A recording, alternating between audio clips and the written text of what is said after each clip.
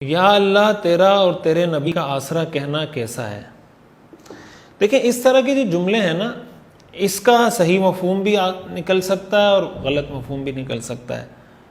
اسلام کا اگر آپ مزاج دیکھیں، رسول اللہ صلی اللہ علیہ وسلم کی تعلیمات کا اگر ہم مطالعہ کریں تو ہمیں یہ معلوم ہوتا ہے کہ جو توحید کا عقیدہ ہے، عقیدہ توحید، ظاہر ہے کہ اسلام کی اساس ہے، بنیاد ہے۔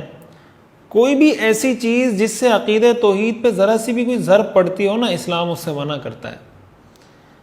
حدیث شریف میں آتا ہے رسول اللہ صلی اللہ علیہ وسلم کے سامنے ایک شخص نے کہا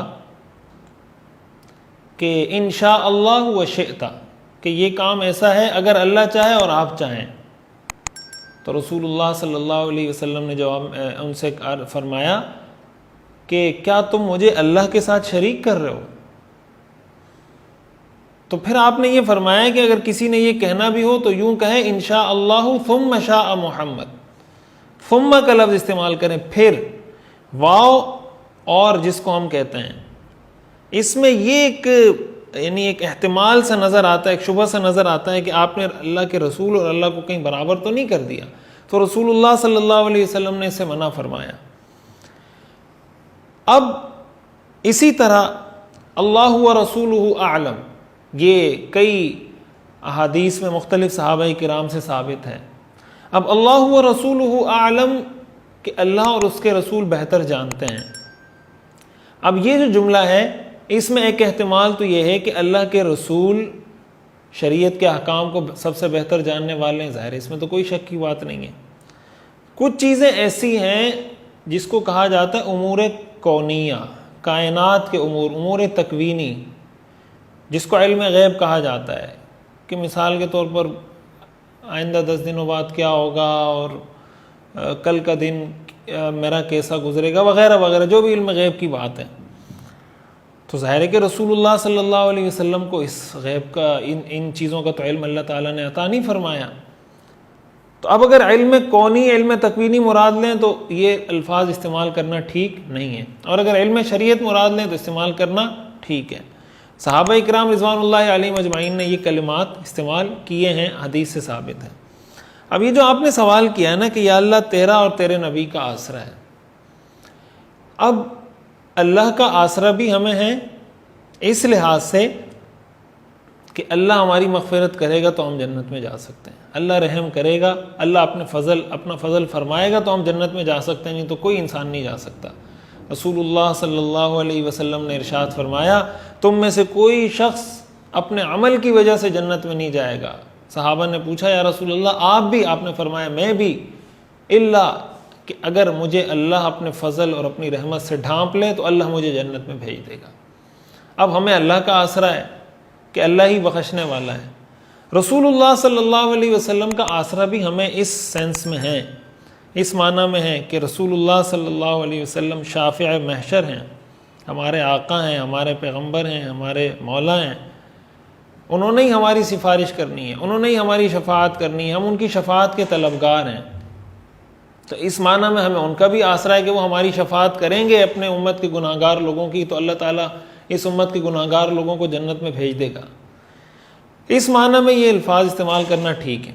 لیکن یہی جملہ اگر کوئی اس سینس میں استعمال کرتا ہے کہ جس سینس میں ہم اس کو اللہ کے لیے استعمال کرتے ہیں کہ یا اللہ تیرا آسرا ہے کہ تو بخشے گا تو ٹھیک، نہیں تو نہیں، اور یہی مفہوم وہ اللہ کے رسول کے لیے لے تو ظاہر ہے کہ یہ شرک ہے، یہ جائز نہیں ہے۔ تو اس لیے یہ جملہ ایسا ہے کہ کہیں اس کا استعمال جائز ہوگا، کہیں اس کا استعمال جائز نہیں ہوگا۔ یہ ڈیپینڈ کرتا ہے کہ اس کی نیت کیا ہے، اس کا مقصد کیا ہے، وہ کس موقع پر اس نے یہ بات کی ہے۔ لیکن بہرحال یہ سارا پس منظر ہمارے سامنے رہنا چاہیے کہ کوئی ایسی نیت، کوئی ایسا قصد، کوئی ایسا ارادہ، کوئی ایسا مقصد ہمارے سامنے نہ ہو اس طرح کے جملے کوئی بھی استعمال کرتے ہوئے جس کی وجہ سے کوئی شرک کا شائبہ آ جائے۔ ظاہر ہے کہ شرک کا شائبہ اگر آ جاتا ہے اور اس میں اس کی وجہ سے خدا نخواستہ عقیدہ توحید پہ زر پڑتی ہے تو یہ بہت خطرناک بات ہے۔ ایک صاحب نے سوال کیا جمعے کی نماز میں اگر زیادہ فاصلہ ہو تو نماز ہو جائے گی یا نہیں؟ زیادہ فاصلہ مجھے سمجھ نہیں ہے، شاید آپ یہ کہنا چاہتے ہیں کہ صفوں کے درمیان زیادہ فاصلہ ہو، اور مسجد کے اندر ہی اگر آپ ہیں اور صفوں کے درمیان فاصلہ ہے یا بیچ میں کوئی صف خالی ہے، کوئی پیچھے نماز پڑھ لیتا ہے، نماز تو بہرحال اس کی ہو جائے گی، لیکن یہ مکروہ ہے۔ اور اگر کوئی اور مطلب ہے تو پھر آپ لکھ کے بھیج دیں تاکہ ہم اس کا جواب دے دیں۔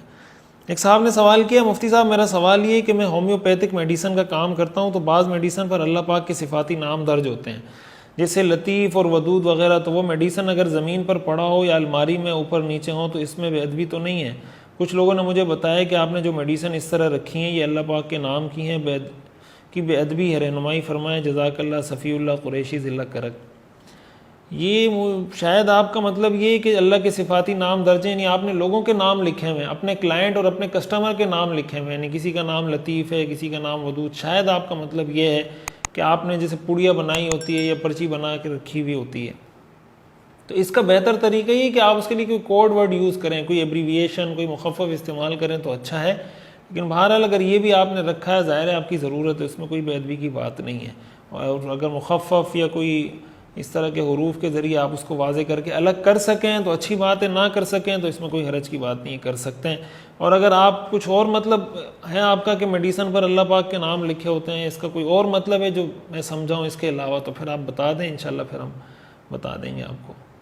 جب بھی کوئی سوال پوچھے نا تو اس میں اس چیز کی کوشش کرنی چاہیے کہ سوال بہت واضح ہونا چاہیے، یعنی اس میں جتنے پہلو نکل سکتے ہیں نا، آپ کا جو اسپیسیفک پہلو ہے آپ بتا دیں کہ یہ میں پوچھنا چاہ رہا ہوں، تاکہ سامنے آئے بات کہ آپ پوچھنا کیا چاہتے ہیں۔